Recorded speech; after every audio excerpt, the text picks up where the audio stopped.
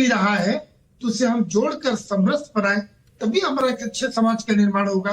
तभी हम एक भारत एक अच्छे नवनिर्माण भारत की एक हम चेष्टा करें, एक नए भारत की चेष्टा कर रहे बनाने। कथावाचक को क्या है कि पूरे समाज सुनते हैं, उनकी बातों को लोग अनुसरण करते हैं, एक प्रकार से वो आचार्य समझे जाए जो समाज में धार्मिक मार्गदर्शन करते हैं। तो उनकी बातों में संयम होनी चाहिए, सहिष्णुता होनी चाहिए और सामाजिक समरसता की बात होनी चाहिए। क्या मतलब हमारा समाज टूटे नहीं, घर में सनातन के किस प्रकार से वो बीजारोपण कर पाते हैं नई पीढ़ियों को और समाज से जोड़ने का, धर्म से जोड़ने का उनका काम होना चाहिए। जाने जाने अगर किया गया है तो बिल्कुल उचित नहीं है, ऐसा नहीं होना चाहिए।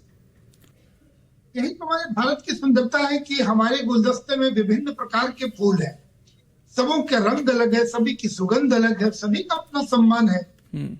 जैसे हम तो कभी किसी को अलग करके चलते नहीं, तो हमारे जो भी कथावाचक जितने भी धर्मगुरु हैं, इन एक समरसता होनी चाहिए। हम एक समरस समाज का निर्माण करें और हो जाते हैं। अगर किसी उनकी चूक है, कुछ भी ज्ञान की कमी हो, किसी प्रकार की बात हो या कहीं से वो प्रभावित है जो नहीं होना चाहिए, तो ये बिल्कुल निंदनीय है, ऐसा नहीं होना चाहिए।